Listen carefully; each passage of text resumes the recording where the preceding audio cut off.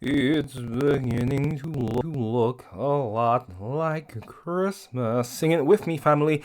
It's beginning to look a lot like Christmas. Everywhere I go. Welcome back to tunjitalks, the home of I Have a Thirst, and yet we are back with another episode of I Have a Thirst. Yeah. So, get your copy of my brand new book, Whiteboard Black Pieces Race in the West, by clicking the Amazon link in the description down below. I'm also doing a giveaway, family, so check out my giveaway video. The deadline is the 27th of December. That is the 27th of December for the deadline, the 27th of December. Right. So what are we... Well, actually, let me show you what I've got. So, I've got a teapot, family. We are drinking tea. We are drinking tea today. Got my cup. Right, for the ASMR, gonna fill up the cup, so. Ooh.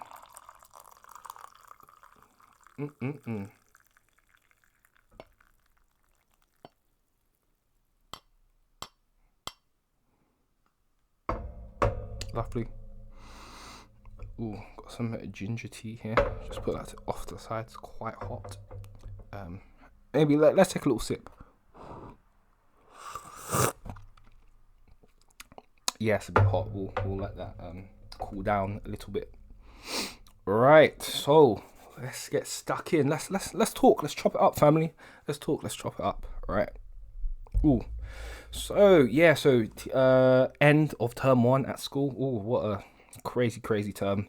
A lot's been thrown at us, like the trainees and whatnot. So it's been good to kind of like get through the first term, because it can all be like very daunting to start off with. And yeah, first term done and dusted,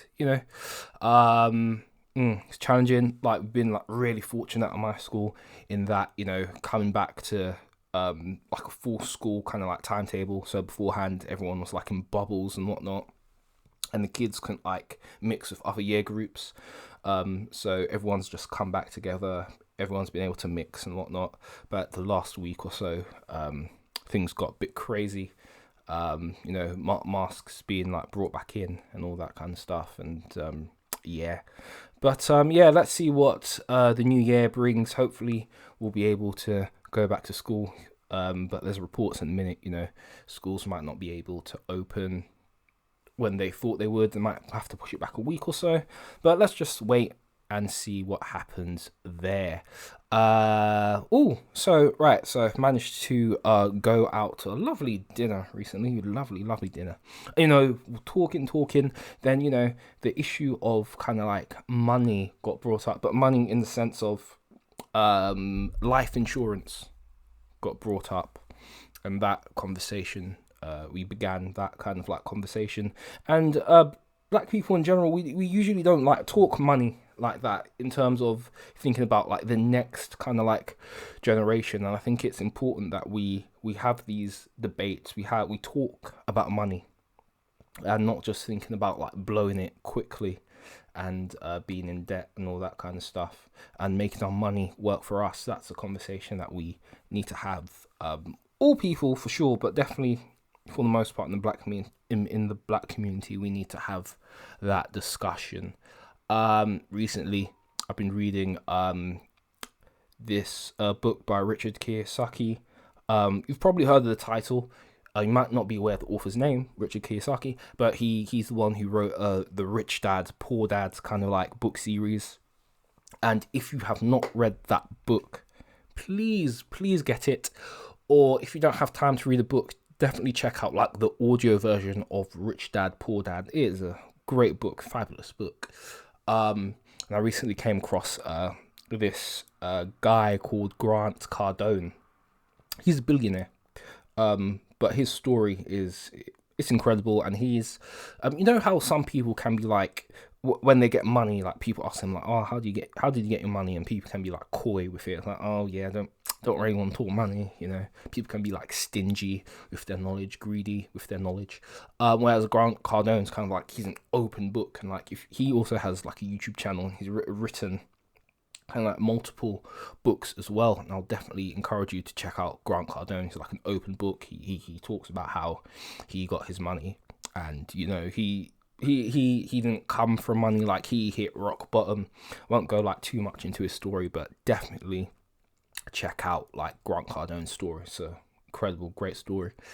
Uh, and both Grant and Richard Kiyosaki, they both like have this kind of like mentality. I don't necessarily agree with it, but I can see where they're coming from. They are kind of like big believers in that having like a house is a liability.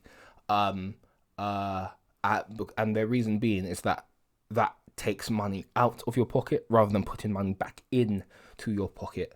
But if you disagree with that, I'll definitely say go and check out Richard Kiyosaki and Grant Cardone, and like listen to their reasons behind why they're saying what they're saying. Don't just like come at me with like your knee jerk reaction. You know, take a beat, take a moment, then you know, let's have a sip. And family, haven't got a drink with you. What's going on? Go and get yourself a drink, get some water, some tea, whatever it is. Good stuff. No, I'll take another sip. Yeah, I was recently actually talking to someone else about that I was reading the Rich Dad Poor Dad books, and their kind of like immediate reaction was like, oh, like when people talk to me about money, like I feel like my back is against the wall, and that like instead of like saving money or kind of like making my money work for me, I just feel like I just need to spend it even more. I was like, rah, that's an interesting perspective. Actually, another good brother, he put me onto this guy called E-Man. Oh, I think it's Manuel, but it goes by E-Man for short. And he's got this kind of like money page on Instagram. But my friend put me onto one of his lives, and he said this like kind of like interesting thing. He was like, if you find it like difficult to kind of like save money or even invest, like before you even can think about that, if you find it difficult to do that, you might need to seek like counseling or something. Because why are you scared of like saving money? Why are you scared of like preparing for kind of like for the future or next generations? And like if you're having trouble doing that, there might be like something in your life that's kind of like stopping you. So I thought, that is quite interesting actually. I hadn't like thought of it from that perspective before. But if that counseling, if you need to pay like a little bit for counseling to help you get over that edge, then you can prepare for tomorrow. I'm talking as in like a couple years time, or even tomorrow as in the next few generations. Then why not? That would be money well spent. So I thought that was quite interesting actually. Yeah, so been uploading more videos recently, trying to because I don't know if you're not kind of like into YouTube, you might not be aware of this, but some people might be. And it's that like YouTube have started kind of like doing YouTube shorts, which are kind of like the TikTok-esque kind of like videos where they're kind of like pushing those kind of like short form videos. And I kind of did like a video on that a week or two ago about like what kind of content do you prefer? Do you prefer the kind of like shorter term stuff like the TikTok kind of like stuff, or do you prefer medium term like 5 minutes to kind of like 10 minutes, or do you prefer like the longer form stuff like hour, 2 hour YouTube videos, or going into kind of like movie territory? So that's all kind of like interesting. And seeing like the engagement is like really going up. So that's been good to see.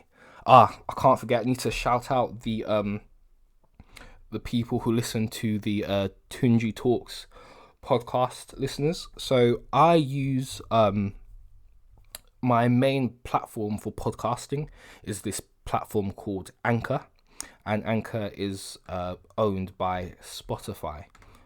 So if you upload like a podcast to Anchor, then it will immediately go to Spotify. And if you do make a podcast on Anchor, then it has like deals with other podcasting platforms, and it will immediately be uploaded onto those platforms. So if you're on Anchor, if your base is like Anchor, then your videos or your podcasts will also be uploaded to kind of like Google Podcasts and all those kind of like other platforms, which I think is like really useful, rather than having to have like multiple accounts and uploading individually, because uploading it takes a lot of time, but if you have one base that can serve like many platforms, that is amazing.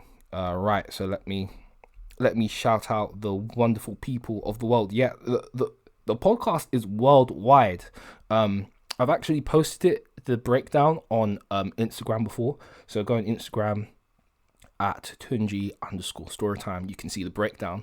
But since that last breakdown, my audience has expanded. So let me go through the list. So shout out to the United States, big love. Shout out to Germany, yep. Shout out to the UK. Shout out to 1 second. Shout out to Brazil. Shout out to Malta. Shout out to Canada. Shout out to Kenya. Shout out to Ireland, and shout out to India. Crazy that the podcast is reaching like literally around the world, and I'll do like a YouTube breakdown in the next kind of like Tunji Talks, because some of the countries I'm like, wow, I can't believe it. But yeah, so you know, the message is resonating with people like around the world, which is lovely. Looking to release some more videos, looking to do some more interviews. Hopefully that will materialize. Just messaging people and all that kind of stuff, hoping to bring you guys some interesting interviews. Oh, don't know how you lot feel about this, but let's talk about it. That's what we're here for. Tunji Talks. I have a first. This is where all the good conversations happen. Oh yeah, so remember that video I did like a few weeks ago? It was kind of like on what are we doing like from Monday to Friday. And I thought, what are we doing Monday for? What, dying? Do we live for the weekend? That was it. Do we live for the weekend? I was like, so if we only live for the weekend, what are we doing during the week? That video got a good response. Someone came up to me and they were like, oh yeah, watch that video, it was really good. However, I think during the week we're just on pause. Then at the weekend, like, we play our lives. And I'm like, oh, that's another kind of like interesting perspective, interesting view. So going back to like the podcasting thing, as you know, because I told you earlier that Anchor is kind of like linked to Spotify. And I think it was late last year that Joe Rogan like announced that he'll be leaving YouTube and bringing his podcast over to Spotify. And as part of that deal, Spotify kind of started using a video podcasting, started dabbling in the video podcasting realm. And that's something like, if Joe Rogan hadn't gone over, that's something they wouldn't have done. And now what's happened is that Spotify have released the video podcast capability to everyone. So it's not only Joe Rogan who can use like video podcasts on Spotify. They've now allowed everyone who uploads on Spotify the opportunity to use video podcasts. You don't have to if you don't want to, but that option is there. And that's really quite interesting, because before last year, a lot of people were doing kind of like video podcasts. And it's interesting that I honestly don't think, if Joe Rogan had not gone over to Spotify, I don't think Spotify would be kind of like dabbling in the video podcast realm. And I'll be interested to like interview someone from Spotify and kind of like get into their heads and understand their thought process about why they didn't kind of get into the video podcasting realm like a little bit earlier. That would be like an interesting, really kind of like interesting conversation to have. But yeah, so that is all for today. Thank you so much for watching. Don't forget to like, share, and subscribe, and let me know your thoughts down in the comments. Like, honestly, guys, I love reading your comments. Yeah. So anyway, I'll see you soon.